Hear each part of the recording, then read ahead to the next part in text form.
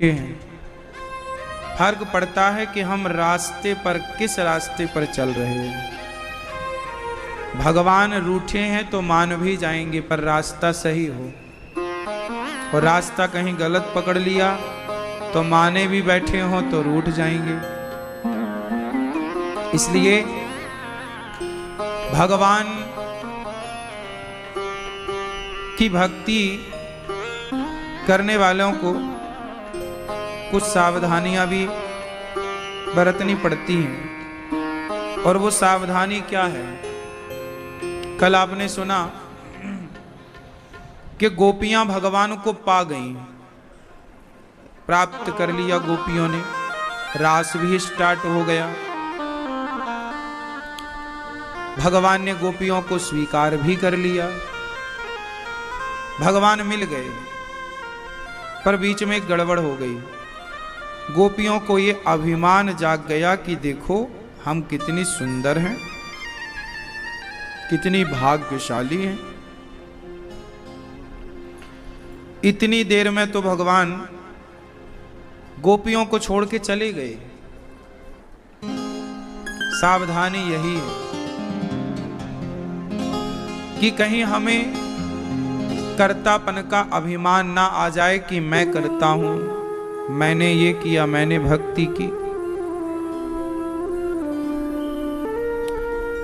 इसलिए अभिमान ही ना आए। इसलिए सबसे उत्तम है पूर्ण रूप से उनके हो जाना। बाद में जब भगवान आए, गोपियां फिर समझ गई कि गलती हुई, उसे सुधारा जाए। सारी जिंदगी हमें गलतियां ही तो सुधारनी है। करोड़ों जन्म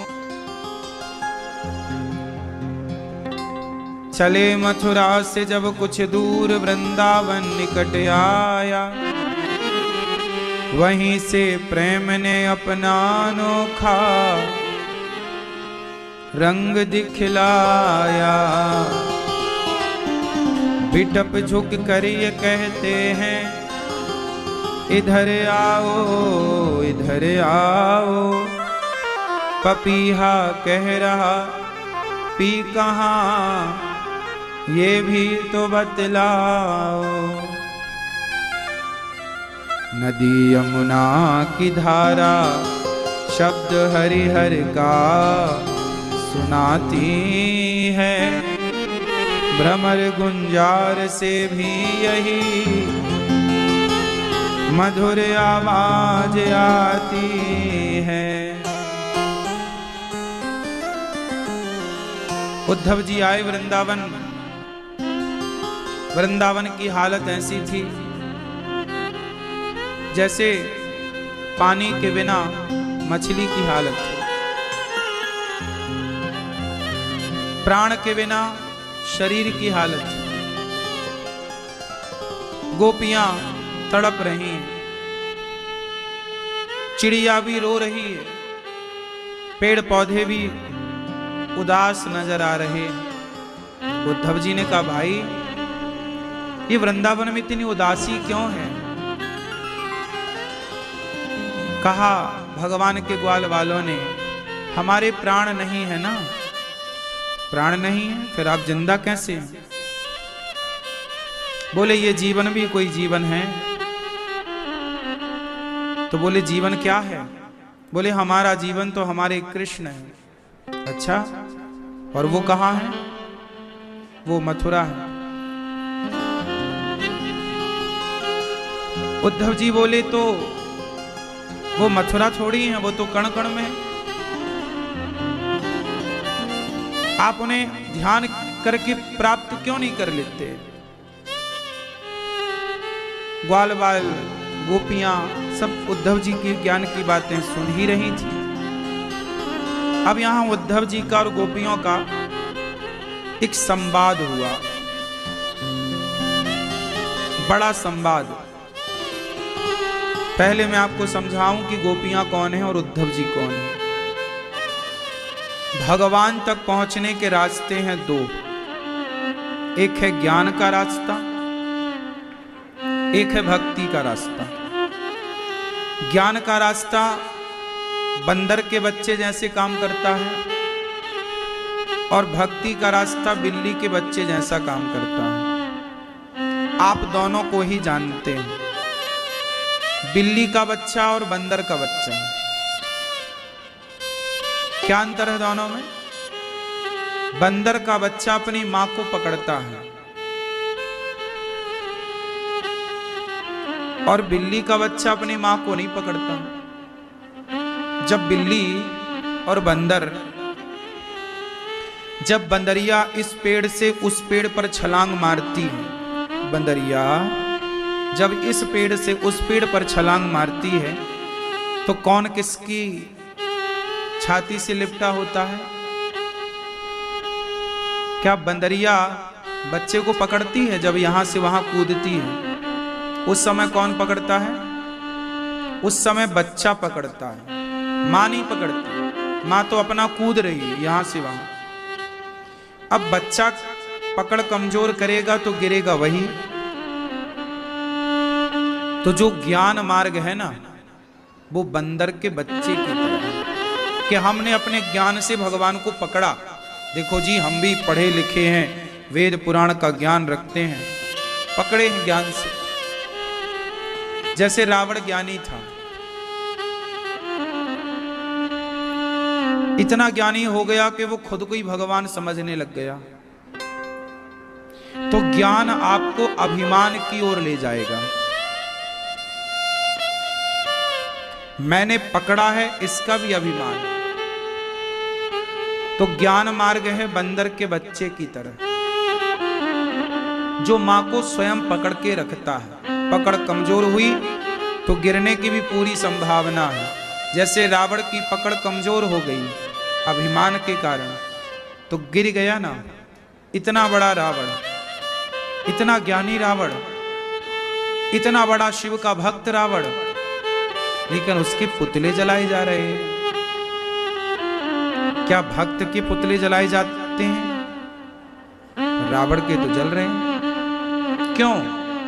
क्योंकि रावण बंदर की तरह चला, ज्ञान के घमंड को लेकर बैठ गया, स्वयं को ही विधाता मानने लग गया, स्वयं के नियम कानून बनाने लग गया, विधाता के बनाए कानून पर चलना नहीं चाहता। भगवान ने एक नियम कानून बनाया, ईश्वर का कानून है कि आप पराई औरत को ना देखें। ये ईश्वर की गाइडलाइन है। हाँ, ईश्वर की गाइडलाइन है, ईश्वर का कानून है कि आप झूठ ना बोलें।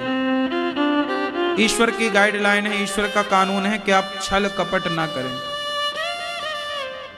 लेकिन रावण उस ईश्वर की गाइडलाइन को जानता था। रावण कि पराई औरत को चुराना गलत है, लेकिन ज्ञान है तो अभिमान आएगा।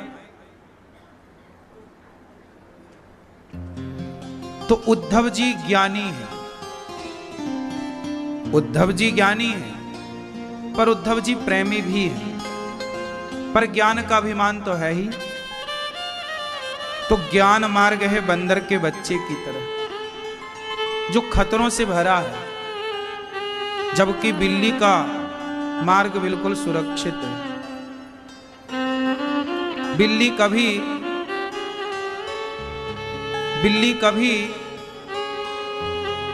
का बच्चा कभी अपनी मां को नहीं पकड़ता। यहां बिल्कुल उल्टा है। क्या है? जब बिल्ली अपने बच्चे को लेकर इस घर से उस घर जाती है तो बताओ कौन किसको पकड़ता है? बच्चा मां को पकड़ता है कि मां बच्चे को? यहां पर बिल्ली बच्चे की गर्दन पकड़ती है और ले जाकर दूसरे घर में रख देती है सुरक्षित। जरा खरोंच नहीं आती बच्चे को, पर वही बिल्ली उसी मुंह से चूहे को पकड़ती है ना, फाड़ डालती है।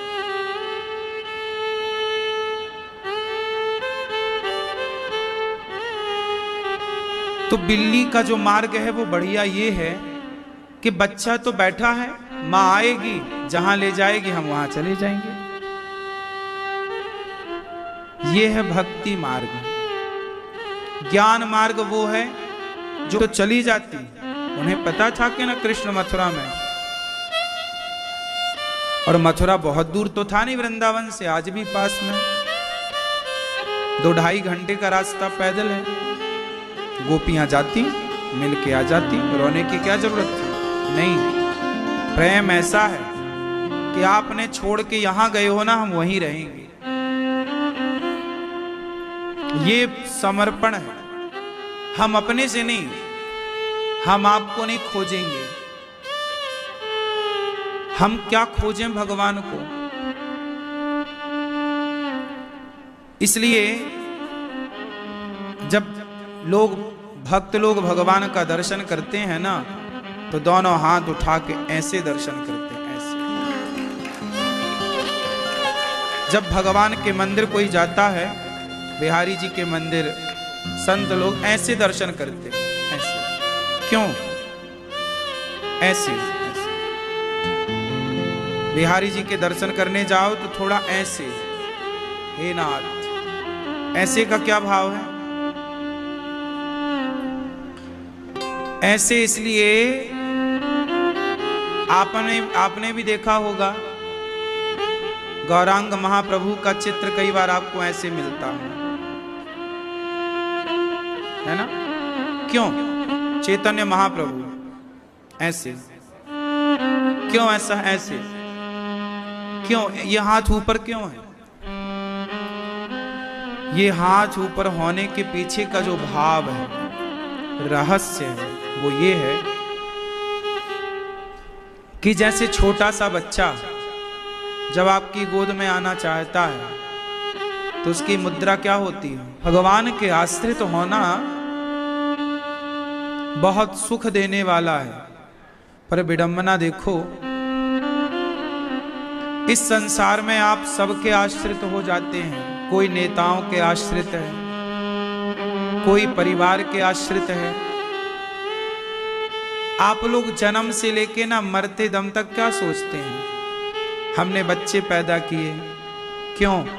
हमारा बच्चा हमारी सेवा करेगा, बुढ़ापे में हमारा साथ देगा। 100 में से 99.99 लोग इसी मानसिकता में जीते हैं, हमारा बेटा हमारा साथ देगा। भगवान करे आपका बेटा आपका खूब साथ दे, लेकिन आपने जो मानसिकता बनाई ना, मेरा बेटा मेरा साथ देगा, क्यों? आपको बेटे के साथ का भरोसा है? बेटे का साथ चाहिए,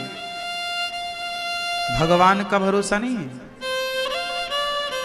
आपको यह भरोसा होता है कि मेरा बेटा मेरी सेवा करेगा, भले वो करे या ना करे, पर मांगा। मुझे किसी के आश्रित रहने की जरूरत नहीं है,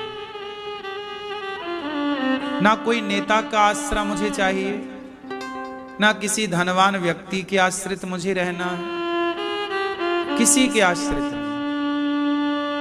जब एक भगवान का बल होगा तो दूसरे बल की जरूरत ही नहीं पड़ेगी। दूसरे बल की जरूरत इसलिए आप लोगों को पड़ती है क्योंकि आपको भगवान पर पूर्ण भरोसा नहीं, पूर्ण विश्वास नहीं। आप लोगों का विश्वास डगमग डगमग डोल जाता है। आज है, कल नहीं, पता नहीं होगा कि नहीं होगा। भगवान भी हैं कि नहीं ये भी कंफर्म नहीं है लोगों को। भगवान की भक्ति क्या है? मंत्र जाप मम दृढ़ विश्वासा, पंचम भजन सुवेद प्रकाशा। भगवान पर क्या हो? अटूट विश्वास। अच्छा एक बात बताओ,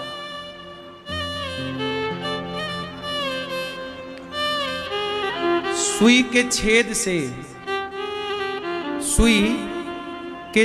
से कभी हाथी और घोड़ा निकल सकता है? उत्तर, जोर से। अच्छा, सुई के छेद से कभी हाथी घोड़ा निकल सकता है? जोर से नहीं। कोई बंदर छलांग मारकर समुद्र को पार कर सकता है क्या? कोई बंदर समुद्र को छलांग लगा के पार कर सकता है? जोर से। हाँ, इतने सारे बंदर घूम रहे हैं, किसी बंदर से बोलो कि जरा मार छलांग, कर ले जरा समुद्र को पार। कर लेगा? उत्तर दो। नहीं। समुद्र को बंदर छलांग मार के पार नहीं कर सकता, परंतु भगवान कृपा करें तो बंदर समुद्र को छलांग लगा के पार कर भी सकता है। हनुमान जी कर गए कि नहीं? यदि वो भगवान कृपा करते हैं तो एक बंदर में इतनी सामर्थ्य आ जाती है कि वो समुद्र को छलांग मार के पार कर सकता, जो कि असंभव है। लेकिन जब भगवान कृपा करते हैं तो असंभव भी संभव हो जाता है। यदि भगवान चाह लें तो बंदर समुद्र को छलांग मार के पार कर सकता है, और यदि भगवान चाह लें तो सुई के छेद से भी हाथी और घोड़ा निकल सकते हैं। इतना सा मुंह खोला कन्हैया ने, ब्रह्मांड दिखाई पड़ा कि नहीं?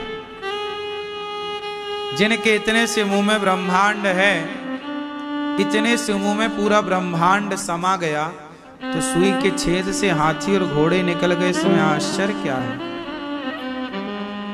अच्छा एक बात बताएं, माना कि ये पत्थर है पुष्प, थोड़ी देर के लिए पत्थर, माना कि ये पत्थर है, इतना बड़ा टुकड़ा पत्थर का। यदि भगवान चाहें तो इतने से पत्थर के भीतर एक समूचे संसार की रचना कर सकते हैं। पता है आपको? इस इतने से पत्थर के अंदर करोड़ों लोग, नदियां, समुद्र, पर्वत, पहाड़, और पूरा जैसे ये संसार चल रहा है ऐसे इसके भीतर भगवान चाहें तो प्रत्येक कण कण में एक एक संसार की रचना कर सकते हैं। नहीं कर सकते? ऐसे भगवान पर आपको विश्वास नहीं हो पाता, ये बड़ी विडंबना है। जो भगवान इतने शक्तिशाली, इतने पावर रहे थे, उन्हीं के बल से हम भी गरजते हैं, उन्हीं के बल से हम चलते हैं, उन्हीं के बल से हम बातें करते हैं, उन्हीं के बल हम रहते हैं।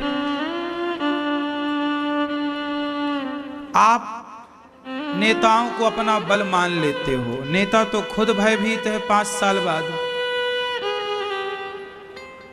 जो स्वयं डरा है वो आपको निर्भय कैसे कर सकता है? आपको निर्भय कौन कर सकता है? भय मुक्त कौन कर सकता है?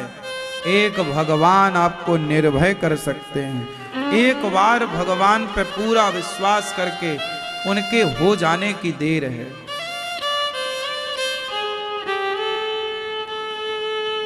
विश्वास, गोपियों को विश्वास, भक्ति की वह धारा से जुड़ी हैं गोपियां जो धारा बिल्ली के बच्चे की बात करती है। बिल्ली का बच्चा मां के आश्रित है, हम भी भगवान के आश्रित हैं। ये वृंदावन में हमारा कौन है? एक कृष्ण के सिवा कौन सा हमारा यहाँ रिश्तेदार है? कौन सा हमारी पहचान का यहाँ नेता है? कौन से हमारी पहचान के यहाँ लोग हैं? हम तो एक बिहारी जी के आश्रित हैं ना, एक भगवान के, एक राधा रानी के भरोसे। और किसका भरोसा है बताओ?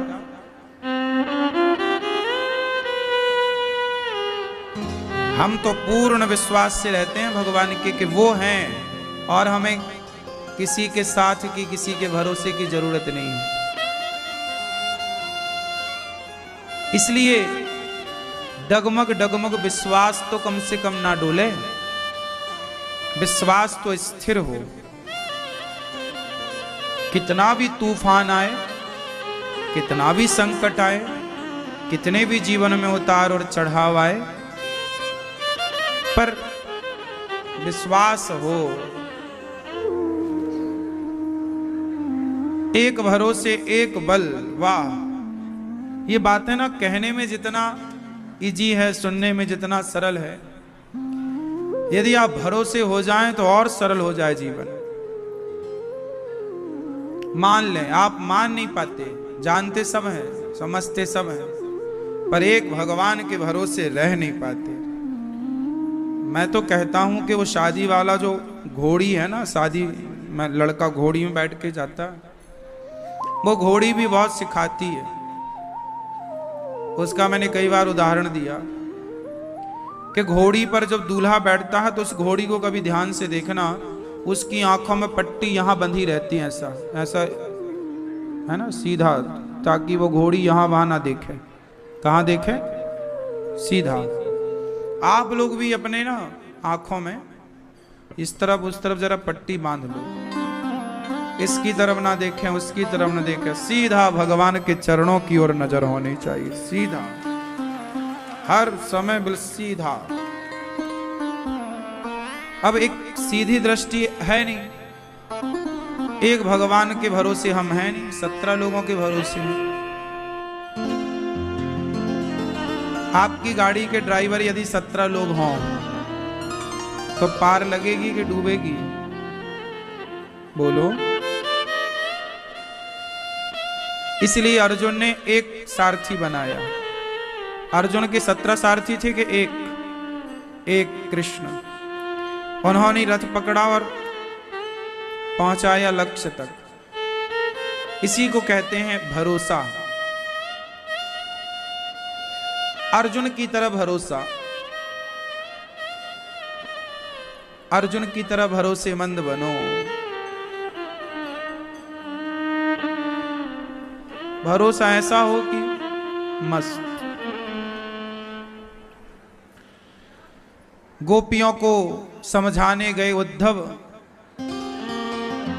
समझा ना पाए, गोपियों के प्रेम को समझ गए। क्योंकि ज्ञानी और प्रेमी में बड़ा यदि तौला जाए तो राजू किसका पलड़ा भारी होगा? ज्ञानी बड़ा कि भक्त बड़ा? बोलो, कौन बड़ा? ज्ञान बड़ा कि भक्त बड़ा? बोलो, क्यों बड़ा? ज्ञानी कहता है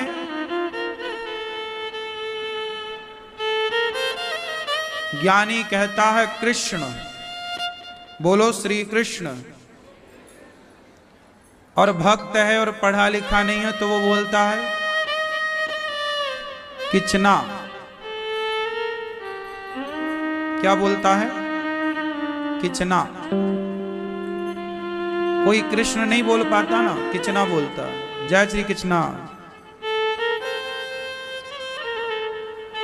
जैसे बच्चा है रोटी नहीं बोल पाता, तोती बोलता है। क्या बोलता है? अब बताओ, तोती सही है या गलत है? रोटी को तोती कहना सही है कि गलत है? बोलो बोलो बोलो, जोर से। हैं? नहा मेरी मां। समझदार लोग रोटी बोलते हैं, पर बच्चे उसी को तोती बोलते हैं। लेकिन हम लोग तोती को भी समझते तो रोटी ही हैं। समझदार के लिए इशारा। फिर बच्चा भले तोती कहता है, पर माँ बाप तो उसे रोटी ही समझते हैं।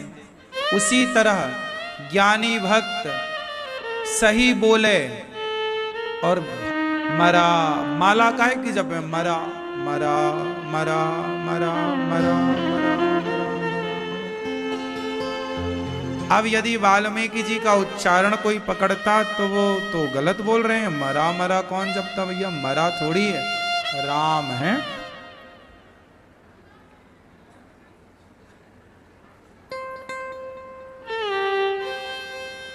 पर उल्टा नाम जपत जग जाना, वाल्मीकि भय ब्रह्म समाना। वहां ये नहीं देखा गया कि आपका उच्चारण कैसा है, आप शुद्ध उच्चारण कर रहे हैं कि गलत उच्चारण कर रहे हैं, अशुद्ध उच्चारण कर रहे हैं। ज्ञानी लोग इस बात का ध्यान रखते हैं कि आपका उच्चारण शुद्ध है कि अशुद्ध है। लेकिन मीराबाई एक बार भजन गा रही थी, मीराबाई भजन गा रही, मेरे तो गिरधर गोपाल दूसरो ना कोई ज्ञानी आया वहां पर, संगीत का क्या जानकार था। तो मीरा से बोला, है मीरा राग से गाओ, राग से, तुम्हारी राग छूट रही है, सुर छूट रहे हैं, अच्छे सुर लगा। दूसरा संगीत का वो भी ज्ञानी, अरे बोले ताल से गाओ, ताल, तुम्हारी ताल छूट रही है, रिदम कहीं जा रही है।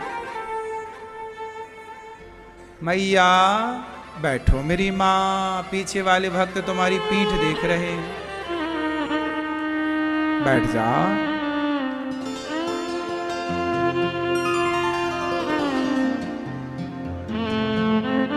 बैठ जा बेटा, तुम बैठो जल्दी, मैया बैठो मेरी माँ।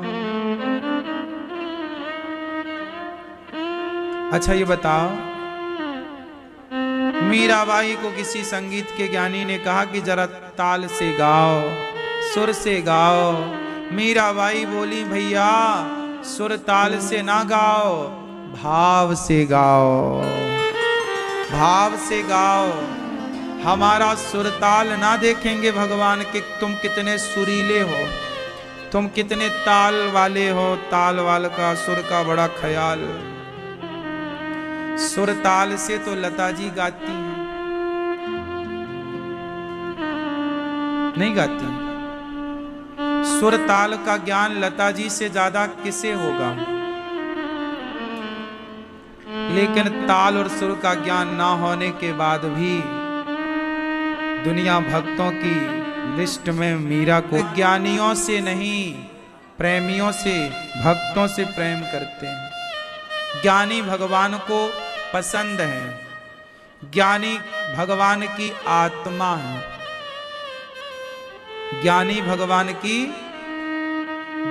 भगवान की आत्मा है, पर भक्त भगवान के परमात्मा है। भगवान अपने भक्तों का ध्यान करते हैं, भक्तों की भक्ति करते हैं। सुदामा जी भगवान का ध्यान करते हैं और भगवान सुदामा जी का ध्यान करते हैं। एक दिन भगवान श्री कृष्ण उदास बैठे हैं द्वारिका में, आंखों से आंसू गिर रहे हैं द्वारिकाधीश के, बैठे हैं सिंहासन पर, आंखें बंद हैं और आंसू टप टप टप टपक रहे हैं। बगल में रुक्मणी मां बैठी हैं, अन्य भगवान की पत्नियां बैठी हैं, दास पंखे झलका रहे हैं। भगवान की आंखों से आंसू रुक नहीं रहे। किसी ने इशारा किया मां रुक्मणी जी की ओर, मां देखो जरा प्रभु की आंखों में आंसू क्यों हैं। जब रुक्मणी मां ने देखा कि भगवान रो रहे हैं तो रुक्मणी जी ने भगवान को हिलाया, प्रभु क्या हुआ, आप रो रहे हैं, आपकी आंखों में आंसू हैं। भगवान बोले, रुक्मणी रोने दो। क्यों रो रहे हैं प्रभु, आपकी आंखों में आंसू क्यों, क्या करें, हमारा भक्त 4 दिन से भूखा है। अच्छा कौन सा भक्त, सुदामा, रुक्मणी जी जोर से हंसी, वाह, जब आपको पता है कि वो आपका भक्त है और भूखा है तो आप उसे व्यवस्था क्यों नहीं करते, देते क्यों नहीं? आप तो सब कुछ कर सकते हैं, दे दो। भगवान बोले, मैं क्या करूं, उसे देना तो चाहता हूं पर वो लेने को तैयार ही नहीं। उसे मैंने बहुत सारा धन भिजवाया,